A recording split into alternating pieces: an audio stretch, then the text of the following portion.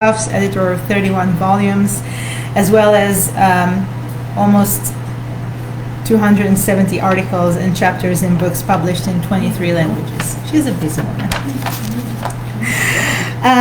Together with her prolific writing, she's an anchor of the influential podcast series Sleepwalking on Assault of Democracy that is broadcast in English, Hungarian, and German about the history and memory of the Second World War. She also has been a guest professor at the University of Toronto, Buenos Aires, Novi Sad, Stockholm, and Frankfurt. She's a distinguished fellow at the Institute of Contemporary History and the University of Bielefeld. So join me welcoming her to her talk about Erecting Memorial for Women Victims of Wartime Rape, a story from Budapest. Thank you. Is it clear enough? Should we turn the light completely? That would be nice, actually, because the illustrations are important. Fantastic. So is the stream is on? Everything is fine? Amor? Fantastic. So thank you very much for the invitation, and thank you for those who came for this event. And the topic might sound very peculiar and specific, but I would like to talk about the memorialization of sexual violence, and this I think might be interesting for a wider context. So here, this is the book I wrote about the Telling the Untellable, which was published also in German, which is the history of sexual violence in Hungary during the Second World War, and the Russian translation is coming out in this summer, and I could not find a publishing house in Russia, surprisingly, so it will be published in the US in Russian. So that is the basis of the talk, and how I would like to shape this 35 minutes is that I would like to talk about the Second World War and the structure of shame and shaming, and how rape and sexual violence connected to shame. Then I would talk about the illiberal term in memory politics, and that might be, I think, interesting, and I will spend some time on this. And then I speak about the visual narrative of sexual violence, which is something which is, I think, very relevant. And then the history of this memorial, what will be erected in Budapest.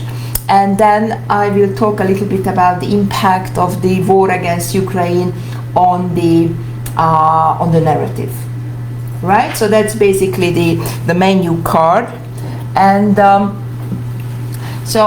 and since there are so many young and ambitious students here, I would like to start with a story that every research topic has a history, and your research topic will be also has a history, and I will be showing disturbing images, so I just want to set a trigger warning here. And this is the photo which I saw in 1997 or 1996 in Vienna. There was an exhibition of the history of the reconstruction of Vienna after the Second World War. And this photo was in the catalogue, which spoke about the sexual violence committed by the Red Army in Vienna. As you know, Austria was divided between the four different occupying liberating forces, and the Prater, which is a kind of bushy entertainment area, they've often found bodies of women who were killed and also raped. And then the police came, made a photo, and then it went to the archive of the police, and they described that these women were raped or not raped, and then the sentence was that the perpetrator is unknown. And the reason is because the Red Army obviously had extraterritorial positions, so they were not responsible what was happening in the territory. And I saw this picture, and it really moved me, especially the iconography, which very much resembles the Christian iconography of the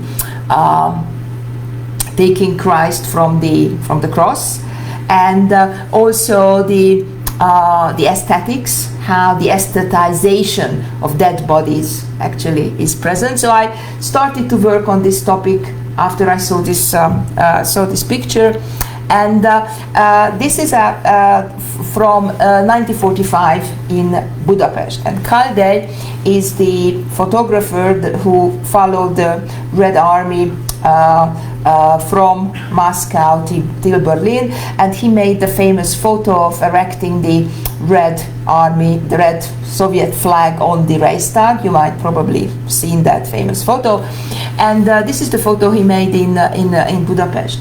And this is an interesting story that I did not know this photo, and one of the editors of the historical journals called me saying that he would like to use this photo for illustrating my article they are publishing. And I said, no way, you cannot use this, you should not reproduce this photo, especially because I'm still convinced by the Susan Sontag argument, namely that you are looking at an atrocity photo that reproduces the culture of violence, and that's something you might want to avoid. So I said no way, and especially there are some issues about the annotation, so where this was actually taken. So I said no. Guess what? Of course it was published, but that's another story that shows that the historian is extremely vulnerable as far as this is concerned. So I wrote this book about the history of sexual violence in Hungary, and I actually argued in the book of the complexity of silencing sexual violence committed by the occupying German army, sexual violence committed by the Hungarian army, which was occupying a part of Ukraine as a part of the German war machine. And I was analyzing the rapes committed by the liberating Red Army soldiers in Hungary. And as you know, Hungary was a part of the Nazi war machine and an ally of the Nazi Germany. And after the liberation of the country, the Red Army stayed in Hungary, and Hungary remained a part of the Soviet bloc till 1989 or 1991, when the Red Army was withdrawing from Hungary. So that's basically the big picture, and you can imagine that stories about sexual violence committed by the Red Army soldiers was really not a story to be told, because the image of the Red Army soldiers was that they are the heroes who are liberating the country, which was of course true, but that is the paradox of the justice in war and the justice of war. The justice of the war, of course, nobody questioned, right? They were fighting against the Nazis, but the justice in war, right? How the Red Army soldiers were behaving when they were liberating Europe, that's another story, and that, of course, is one of the taboo topics till 1991 or 1989, but there were several stories about in the family level, because we are talking about massive rapes. And this is the moment to stop for a second, and I was constantly arguing, and also there's a chapter in the book when I was arguing that the numbers are misleading, because how do you count a rape? If one woman was raped by one soldier, or one woman by two soldiers, or one woman was gang raped by the same soldiers for a week. So the numbers do not really matter. What matters is actually the violence on women's bodies. And but we can have an approximate estimate how many rapes were happening based on the medical reports of sexually transmitted diseases, and also the number of births, and also the number of abortions. But still, these numbers are really very kind of approximate, and the numbers are basically between 200,000 and 800,000 rapes. So these are massive numbers, and I'm sure if you are reading the literature, you see that in Berlin, in 10 days, there were more than 1 million rapes. But this number, 1 million, is of course a symbolic number, right? So it's, and it has its function as a symbolic number. It basically shows that it's a massive rape. So I first wrote an article in 1999, and of course I hope that this will start a new field of research. There will be lots of young and not that young colleagues who will follow my research, and then I had to bitterly disappointed because then nothing happened. And then in the book I have a chapter where I describe that why there was no interest in the topic, neither by the feminists nor by the historians, because of the feminists not really want to be interested in the crimes committed by the Red Army soldiers. So, and those feminists who are interested in violence against women, they are not interested in history. So basically this topic fell into this intersection of forgetting till the illiberal turn. And this illiberal turn of memory politics basically consists of 3 different features. One is the her story turn. And if you are interested in the Baltic words, we edited with my colleague, with Weronika Grzebalska, a special issue on the her story turn, how it actually changed the narrative of gender and war. Because usually when you talk about gender and war, you start from the absence, that women were not present, women were missed, women were not present. However, the illiberal turn, which goes back to the early 2000s, mid 2003, 4, 5, 6, is actually a populist turn in history, which means that they are including women as actors, and but and also there are lots of women who are visible. So if you are going to a bookshop now, you see lots of books in Poland, in Hungary, also in Russia, which are about women. But the question is, in what framework these women's stories are discussed?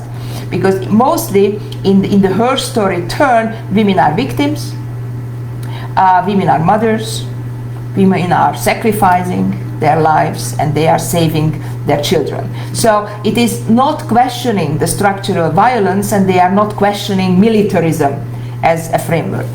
So this her story turn actually brought up the topic of massive rapes committed by the Red Army soldiers, at the same time silenced the Hungarian army committing massive rape in Ukraine. So the her story turn is also selective in a sense that they are talking about the rapes committed by other armies, not the army of their own. And this is a populist turn, looking at the stories of the individuals, looking at the stories of the non-ordinary people, not the famous ones. And in that context, again, the stories of women actually fits there. So surprisingly, the topic became more popular. And then the issue of shame, how to do with shame.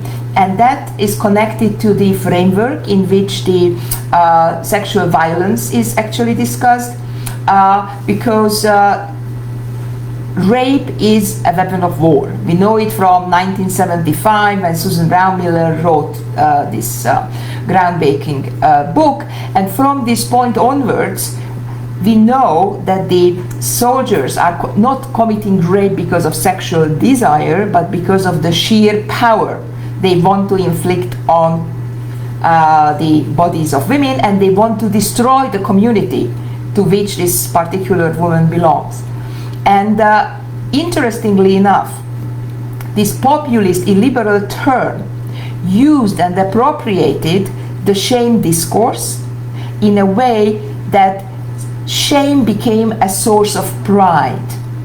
That how this is actually contributed to the national identity, how shame is actually a part of this particular discourse. And this is a different narrative than the trauma narrative, but it's using or absorbing the different frameworks from the post-colonial literature, and that is twisting this particular story.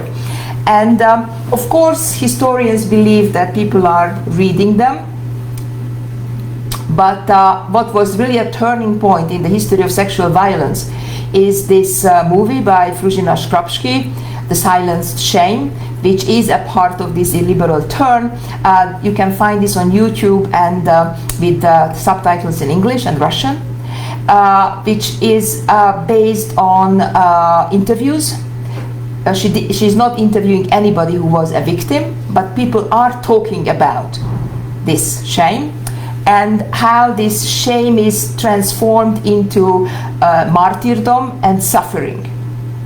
So this is from silence and shame, there is a switch to martyrdom, and this is what we already see in Poland, because in the Polish territories also there were massive rapes, but the Polish public discourse is more religious, Catholic, and there was more space for this martyrdom narrative, and this is only, quote unquote, came to Hungary in the mid 2010s.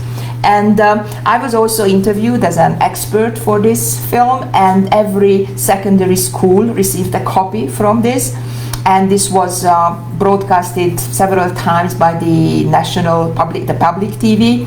And on the YouTube there are hundreds of thousands of views. So this changed the discourse. Historians cannot change the discourse, but films can change the discourse, and here is the film which changed the discourse. So, representation. So how the story of sexual violence during the Second World War is represented. And this is the most famous representation, which is the so-called comfort women. The representation of the so-called comfort women. Those who do not know it, these are those sexual slaves who were taken from Korea, Indonesia, and the other territories of southern Asia, which was occupied by the Japanese army during the Second World War, and there were camps where they were kept as sex slaves. And for a long time, even today, the present Japanese government is still denying the existence of these camps where these women were kept. The official Japanese narrative is that these women voluntarily they voluntarily joined the army, and they were just prostitutes, right? And they earned money for that, which is of course not the case. And then this kind of monuments were set up as a result of the different women's NGOs who were fighting for the recognition of this sexual slavery during the Second World War. And you see the different symbolism and the different symbols here. And there are several. This is a symbol which is a traveling concept. They have been erected this monument in different places. First in South Korea, in front of the Japanese embassy, and then in front of the different Japanese consulates. So and this has the symbolism is that there is an empty chair because nobody was listening, right? And then some of the women who were still alive, they actually contributed to this discussion. And you see that there is always a presence of the, and there are lots of flowers, and also that it's also a part of the performance. So you see that this silencing and wearing the traditional Korean dress is a part of this story. So this is one type of representation. And there is another type of representation. This was set up in San Francisco, and you see a different type of memorial, which is more going to the 19th century heroic type of memorials. These women are, together in this kind of framework, and that is in Indonesia. And then you see that it's not conceptual art, it's a real traditional heroization narrative. And the story of this monument is also interesting because when it was erected as a result of the activity of the women's organizations, and then the Japanese government sent a message saying that if this monument remains there, then the economic relations between Japan and Indonesia will suffer. And then it accidentally turned out that they had to change the pipes which are running here, so they had to remove the monument, and then they changed the pipes, and to make sure that the monument actually disappeared from the workshop of the artist as well. So this is one of the few monuments, and I would just like to draw your attention to the symbols, which is the dress, the woman, and the suffering. And if you remember, I started with the iconography of this photo, and this is very much similar, like this Christian suffering. And the recent conflict was in Berlin when in Kreuzberg they set up this monument, what you have seen, and the Japanese government sent a message to the German government that they want it to be removed. And of course the mayor of Berlin immediately sent a message that let's remove it, but then the local authorities and the local activists protested, and then it still exists. But it also shows that this is a part of the transnational politics, and also something which is still an unfinished history. In Eastern Europe, this was the monument in 2013, which was a guerrilla monument. It is made of plastic, and you see a Red Army soldier at gunpoint raping pregnant woman, and since it was a guerrilla monument, then it was easy to remove after the Russian embassy was protesting, and even the artist was for a while under investigation. But this kind of representation is very much mimicking the non-existing photos. Because I started the presentation with an existing photo, but of course there are not many photos of the atrocities, and these because of obvious reasons, but this representation very much follows the testimonies, the graphic description of the different atrocities. And there is another framework. So what I discussed so far is this traditional 19th century heroic realistic representation, but there is another one which was in Kosovo. I'm sure you know that when the Serbians were occupying Kosovo, there were several rapes, nearly 10,000 rapes, and then this artist who is living in London in a football stadium collected dresses from those families where there was a rape, and then it is a kind of non-permanent exhibition in the soccer stadium, which is a highest manifestation of a certain form of masculinity, remembering of those women who were raped by the Serbian army. And also the most very often quoted is the Doris Salcedo's monument in Colombia, where after they signed a peace deal with the guerrillas, the guerrillas were giving up their arms, and what to do with those tens of thousands of unusable weapons. Doris Salcedo set up a workshop where they melted these weapons, and they created artwork from it. And those women who actually were victims of that military violence, they could, with all their strengths, take part in creating this particular monument. So, And here is, of course, the most famous one, Sanja Ivekovich's Rosa de Luxembourg, which I'm sure, you know, this is a twist playing with the, not only with the name of Rosa Luxemburg, but also with, you know, the issue of pregnancy. What happens when the symbol of Luxembourg is getting pregnant because the person was raped. So in Hungary, this story of military rape by the Germans, the Soviets, the Hungarian, and also the Romanian forces, as I mentioned, was very much a victim of the conspiracy of silence, and the instrumentalization that always the other army rapes was very much present. And during during the Cold War, it was silenced, and after 1991 there was a coded language. And I would like to show you two monuments, and if I would not tell you that these are the monuments for sexual violence during wartime, I'm not sure that you would recognize them. This is one in a small village in the southern part of Hungary, and then this is a quote from the Christian Bible, the God shall wipe away all tears from their eyes. And if you look at this is very much the same symbolism as I showed you from this Indonesian picture, right?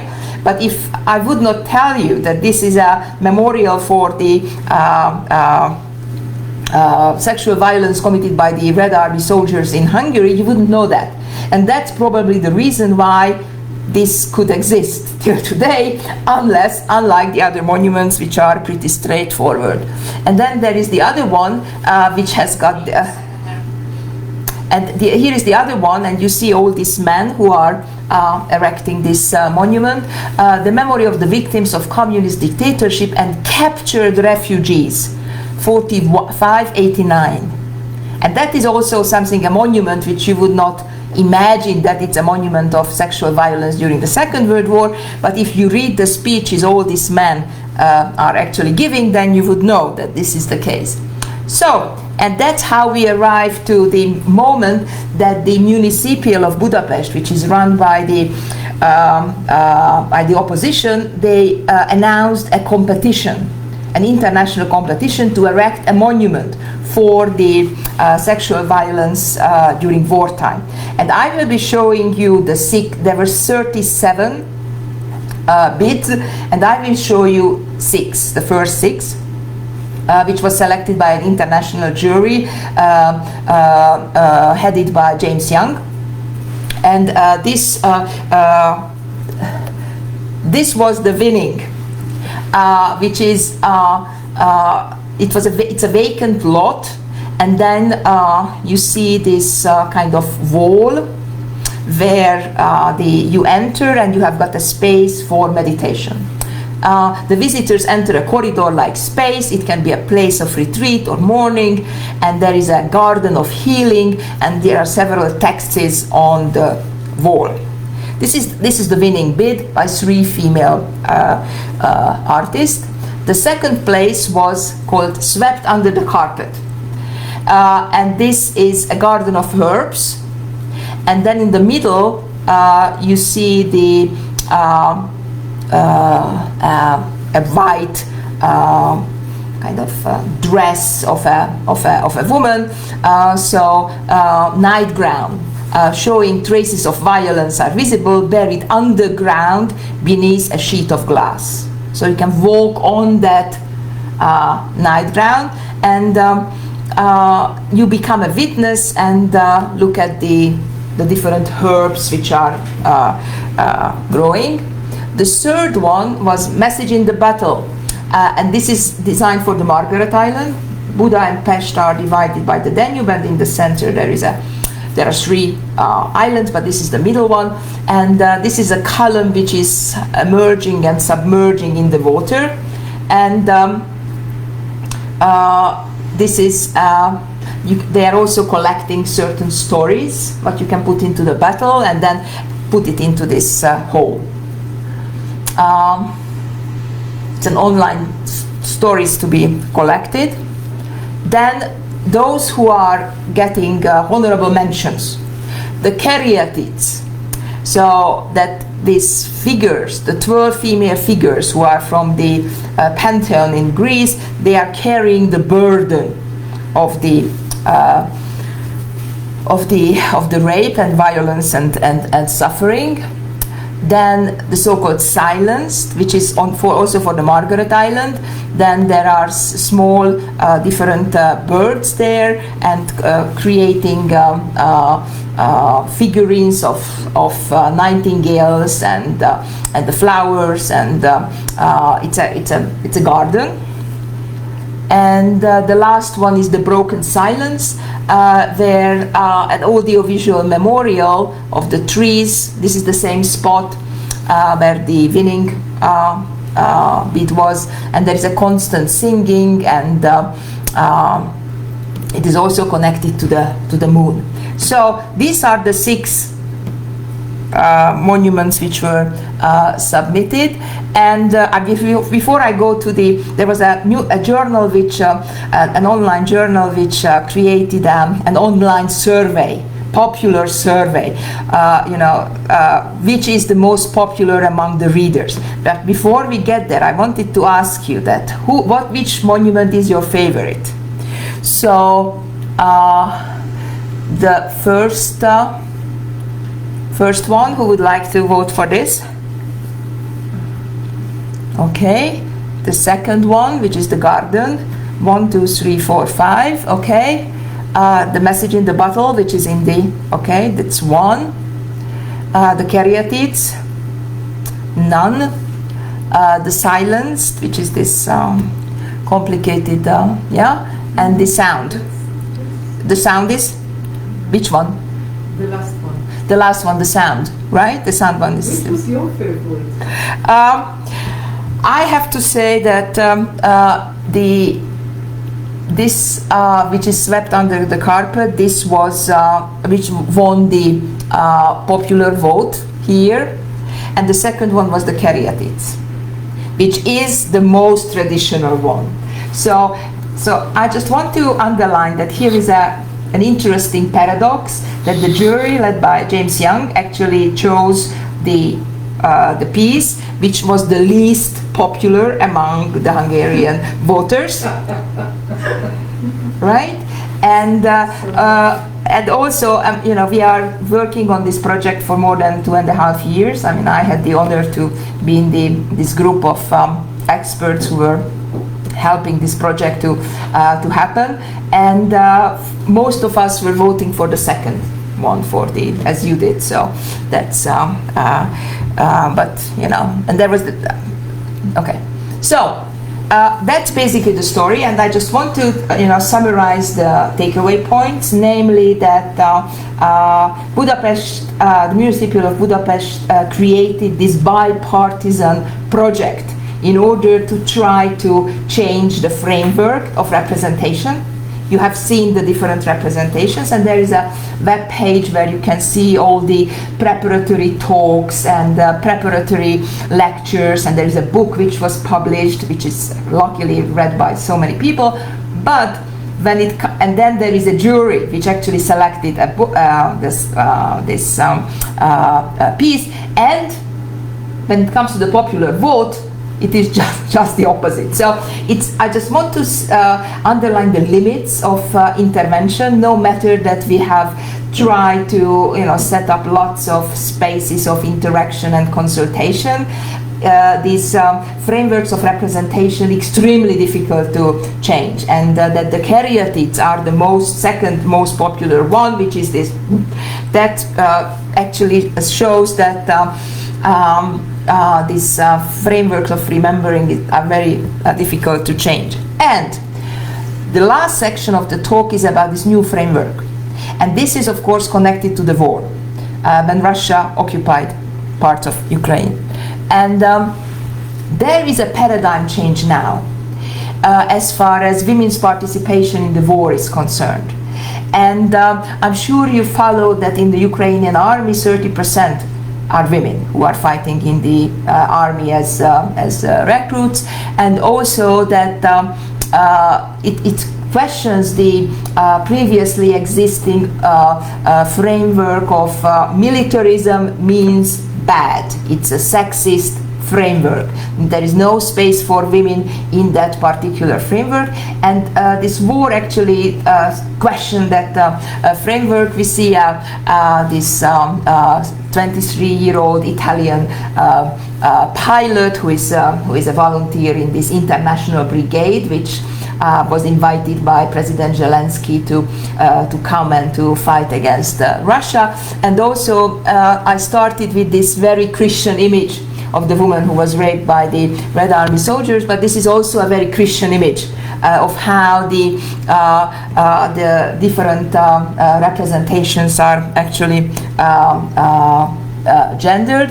And this is a series from a series of images. This is from Kharkiv, which is how women are actually protecting and fighting for their homeland and for their city. And this actually twists the whole discussion about militarism. And this will be an important challenge for feminist theory and feminist discussions, how to what to do and how to handle these paradoxes, because as I said in the previous discussion, the army was considered to be hierarchical and male dominated, and now we have got all these women who voluntarily joining an army. So I'm just looking forward to this possibly new theoretical work, which is trying to handle this kind of complexity of the situation. And I just want to thank you for all your support. And the last slide is that I'm asking your support for the Babi Yar Center. I'm on the scientific advisory board for the Babi Yar Center, and as a member of the scientific council, we filed a request with the International Court in The Hague for the war crime investigation in the morning, and in the afternoon the Babi Yar Center was bombed by the Russians. So and I just wanted to say, if you have got any means to support this kind of work, fact-finding, documentation, and advocacy work, please do. And thank you very much for this opportunity, and I'm looking forward to the comments. Thank you.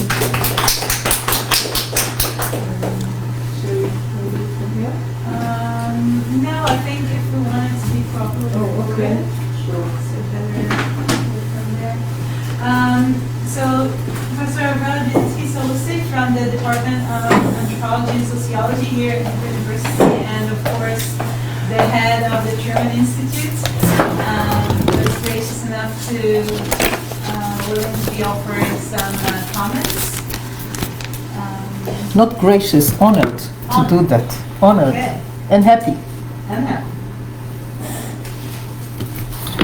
I just hope, since I don't have any PowerPoint, maybe we can turn on the lights Yes, sure. so I can actually see.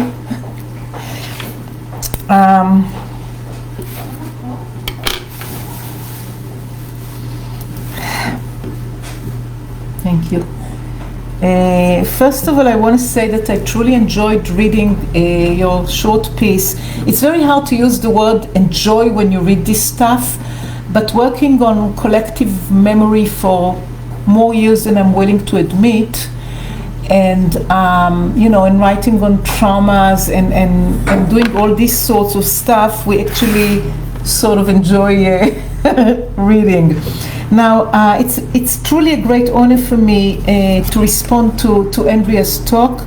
I met Andrea some years ago through Coast Social Studies Memory Studies Network, and while we attended a memory studies conference in Budapest, where she still taught in the Central European University before it was thrown and absorbed by Austria. And maybe you can spend some time talking to us, because I don't know how much our students know about this move and the kind of things that can actually happen to universities in places that we think are enlightened and similar and whatever. So we met still in Budapest, And that is a story I always, that is a story that also deserves a special talk, maybe not today, but still if you can take some minutes and share that with us.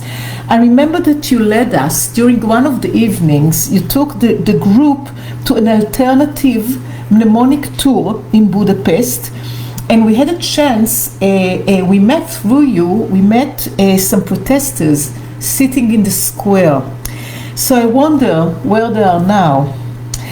You pointed to a monument, a specific monument that drove you totally mad with good reasons, where the responsibility of the Hungarian state and Hungarian people towards Jewish persecution was sort of silenced.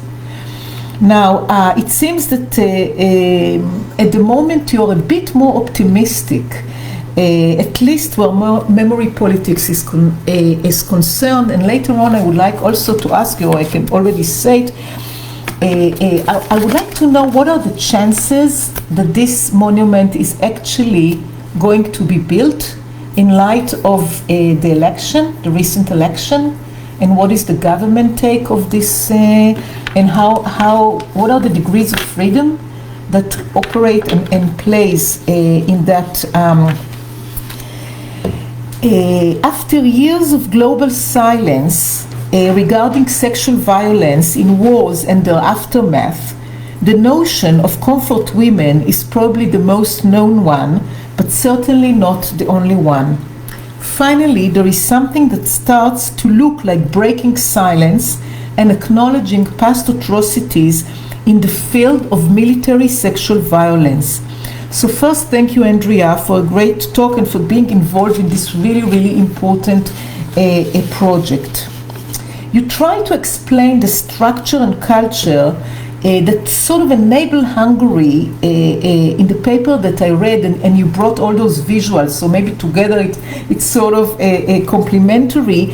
You try to explain the structure and culture that enabled current Hungary out of all places, and maybe you can answer that, because I don't see a whole line of nations running in this competition to actually acknowledge sexual violence against women. So maybe you explain why Hungary to be the one that leads this important step and change.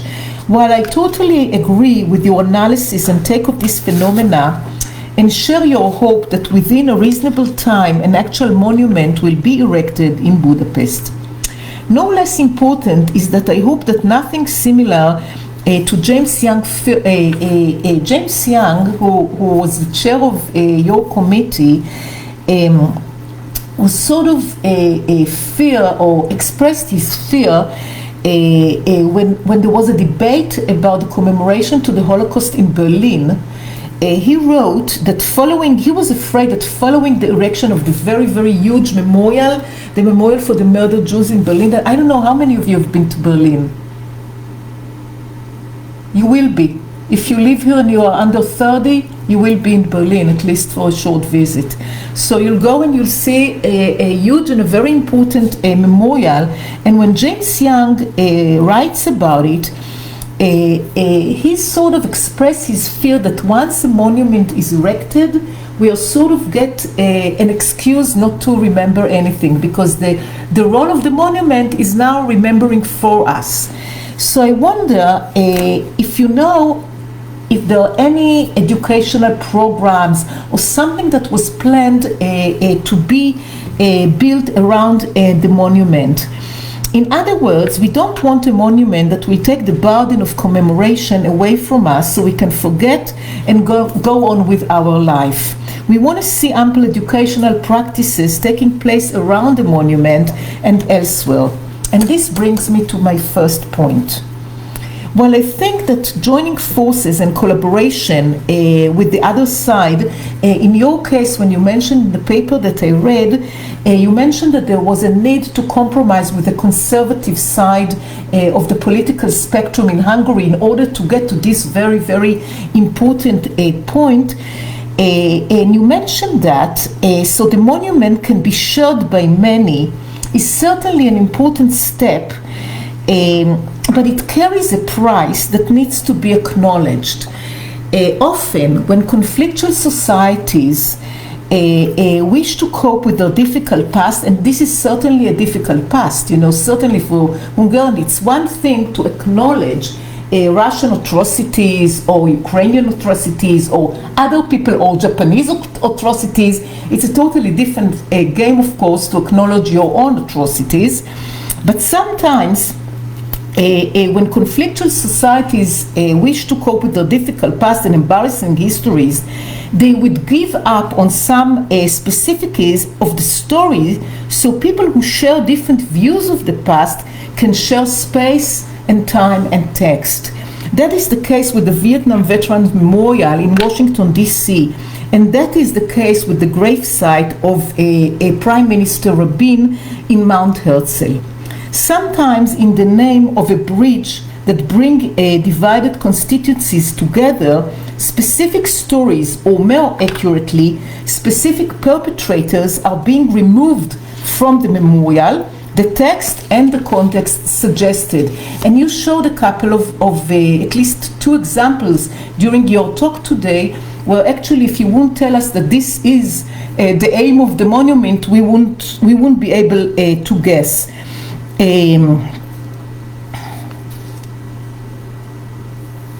The other side of this coin is, of course, that if one side gets the story as it wishes, accurate, if you wish, others feel alienated and disconnected from the whole theme. That's, by the way, part of the story with the memorial for Rabin assassination in Tel Aviv.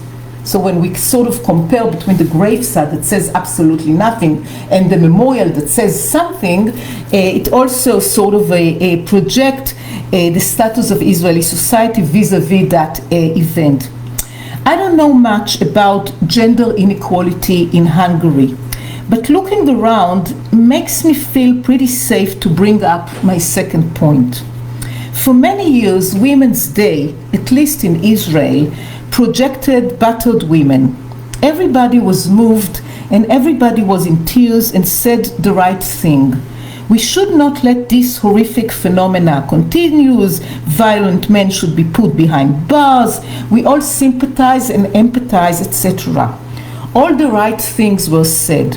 Who would object to such a campaign on Women's Day? In fact, nobody in his or her right mind would object to such a campaign during each and every day. We don't need Women's Day to feel really, really bad about battered women.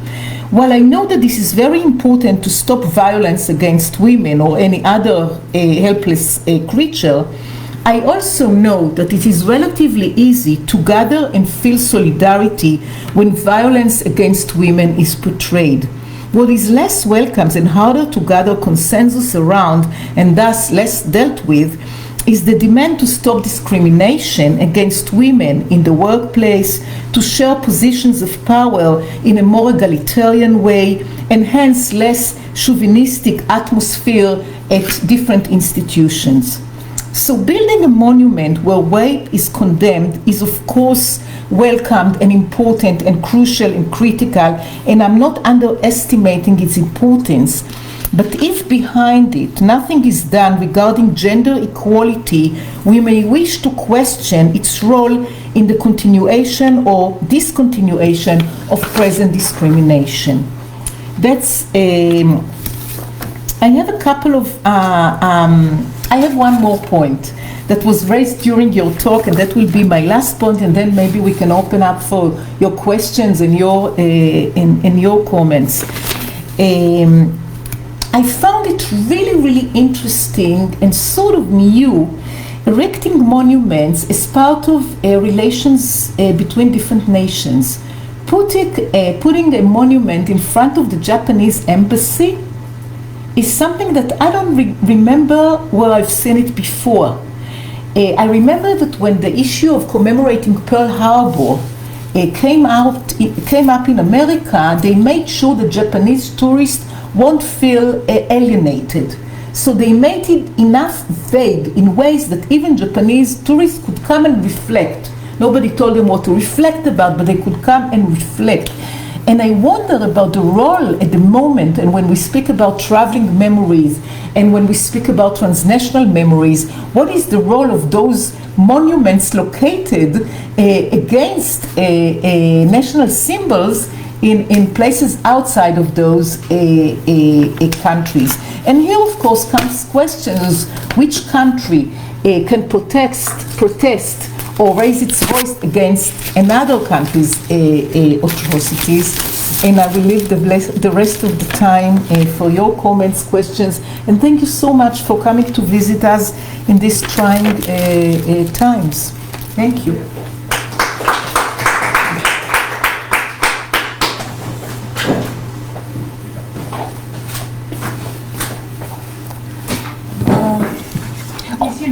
Yes, my notes. Yeah. Thank you. Thanks a lot. So thank you very much for the very insightful comments. So why don't I start with the easiest, which is the story of CEU, because that's a separate and a non-separate story. So as you know, Central European University was founded in 1991.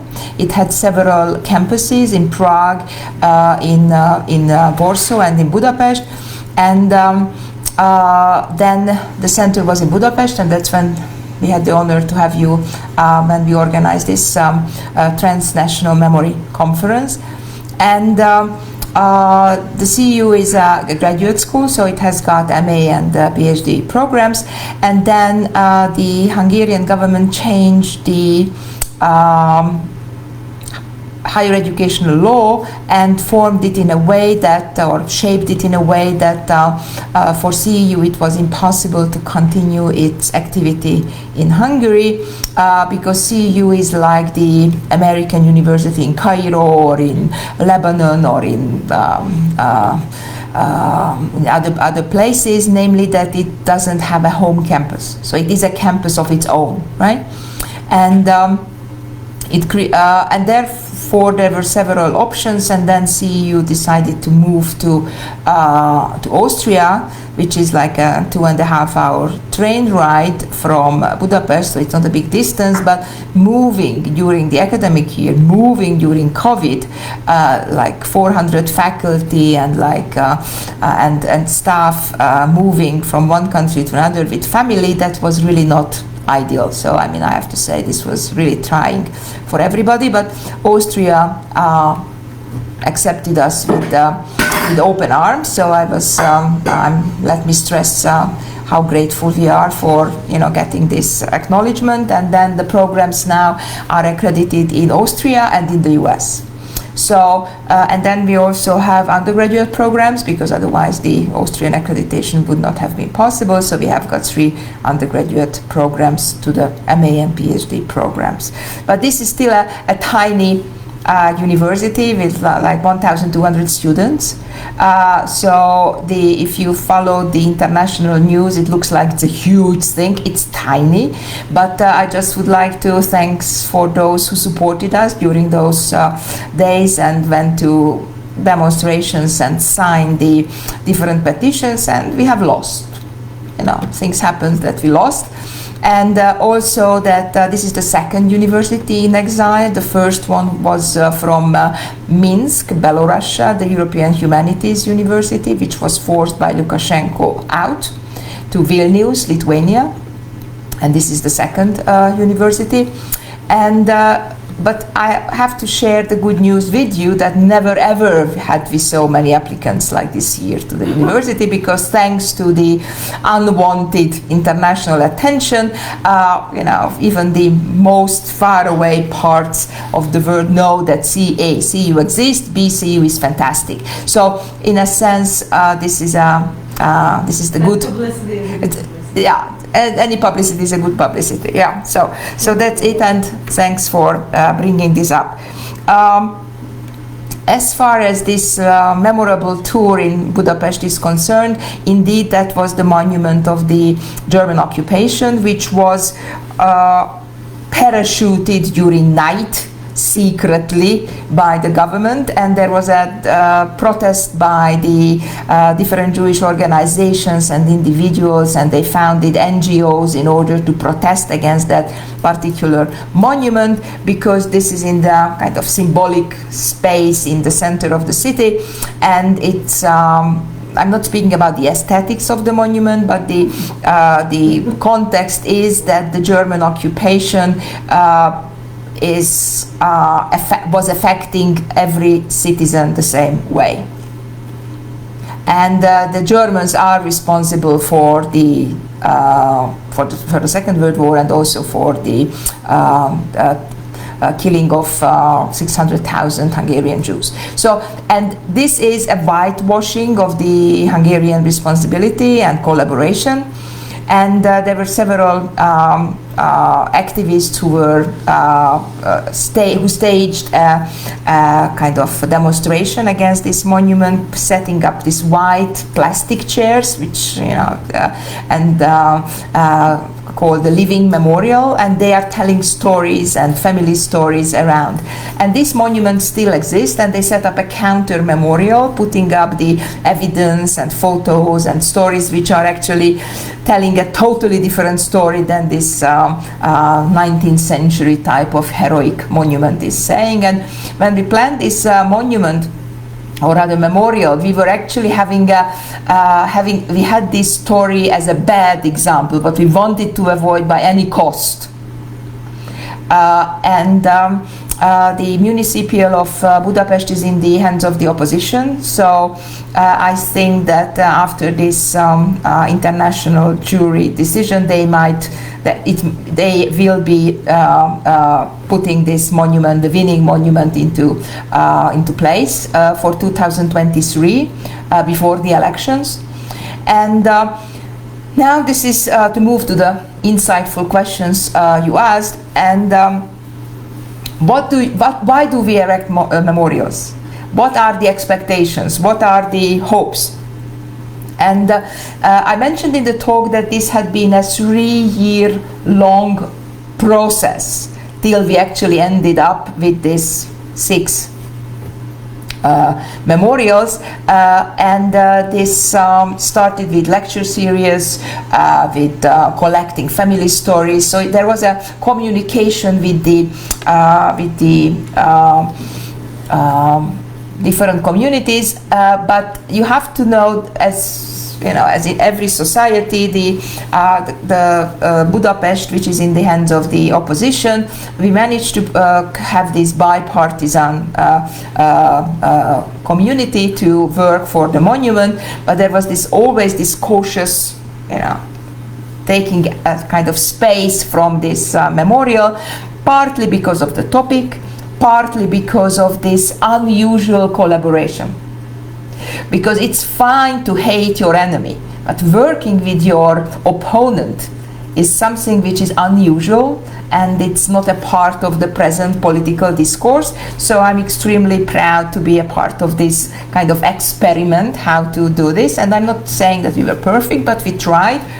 And also the academics were giving popular talks. We also invited different experts to do interviews about this topic. So from Aleida Assmann to James Young and Michael Rothberg, they all gave a talk about, how do they see the present state of art of the public memorials, and what can we expect from them. But I just want to flag this, that this kind of lack of trust or lack of interest in something which is not typically based on hate and emotions by the press as well. So this is an unusual collaboration, and there is nothing interesting there. There is no hate, but a solid work of 3 years. So that's not interesting for the press, which is looking for the debates and ugly language. So I would say that was the price. So when you were asking what is the price for a bipartisan collaboration, that there is no news. And there is no news, it means there is no press coverage, and it's also an atypical form of collaboration. And there are several political forces who are actually base their identity of being hostile to the others, and then they are just they don't know what to do with this particular collaboration because it doesn't fit into their matrix. And but that was one of the reasons to try to create a kind of livable, understandable collaboration around a certain very painful part of the past. And this, I think, is really atypical, and that's why we haven't received as much press as we thought. Yeah, so this is the prize. As far as what is the role of the monuments to contribute to the gender equality in the society, I understand that Women's Day is always a kind of alibi day to mention and to give flowers to women and chocolates and whatever, but not in an illiberal country. Because Hungary is an illiberal country, a very successfully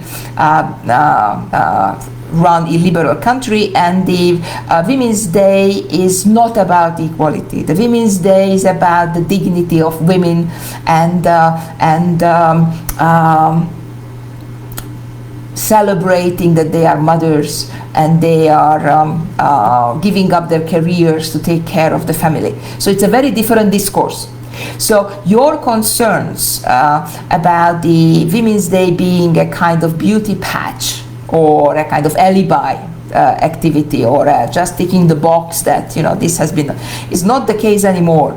The liberal government doesn't care about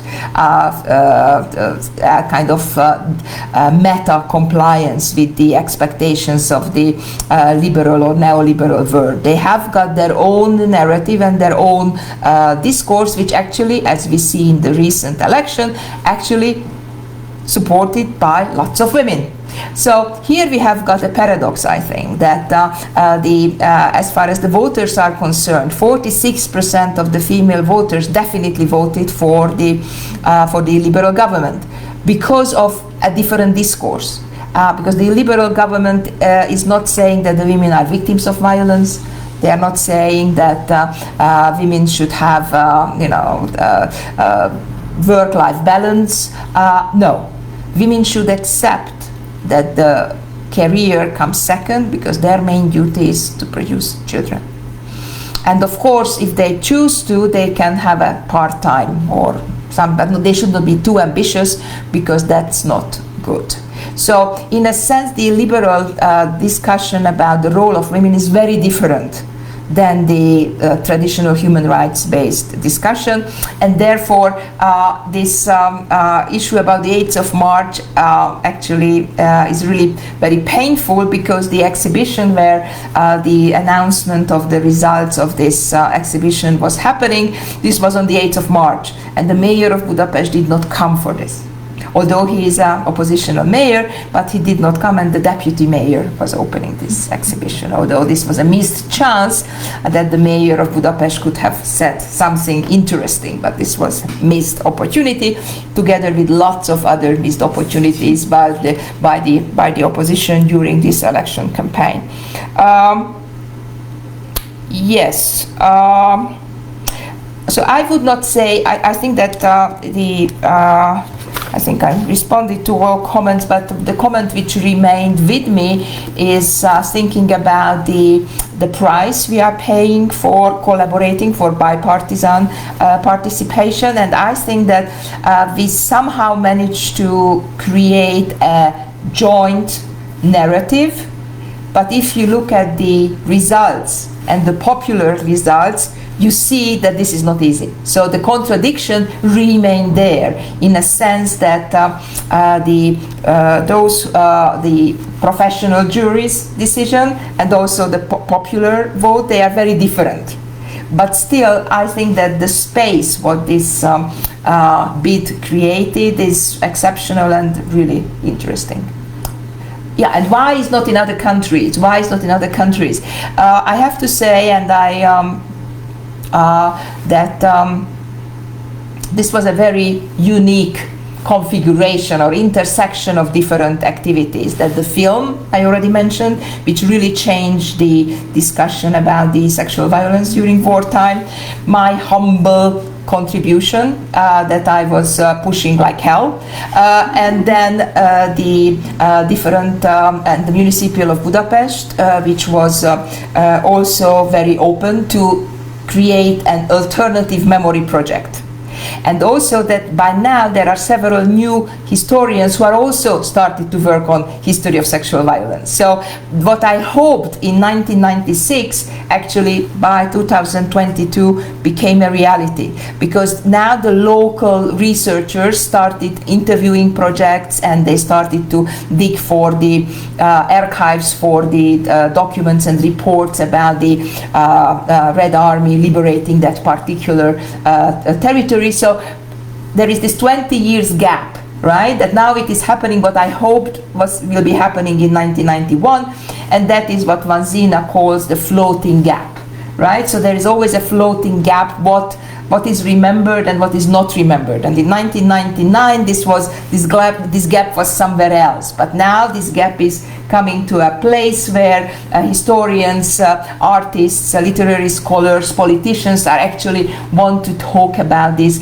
particular painful element of the past, which is again very timely because of the war and because of the different investigations of what happened in Ukraine. Thank you. Sometimes historians make difference. Not sometimes, always. I mean, historians always make difference, but it takes some time till this difference becomes obvious. That would be my argument. Yeah. Thank you. Yes. You So if have questions. Yes, please.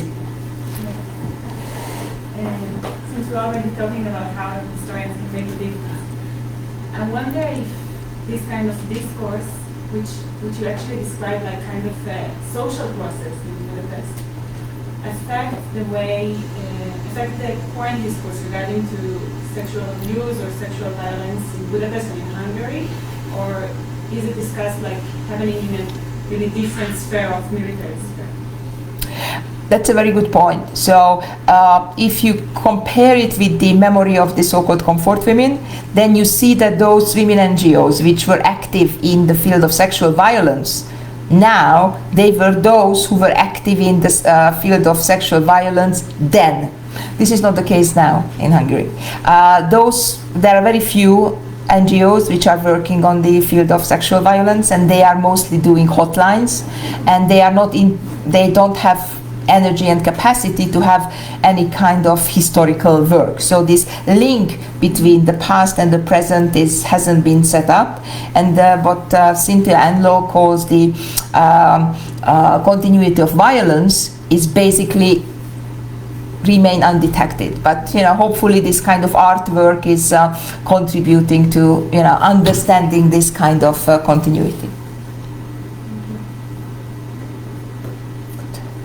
Anything else? Any other questions, comments? Then I just want to thank you for the invitation, and please go out and change the world. That's what our previous rector was saying when the end of the graduation. Thanks for coming, and thanks for the streaming, and thanks for the invitation. Thanks a lot.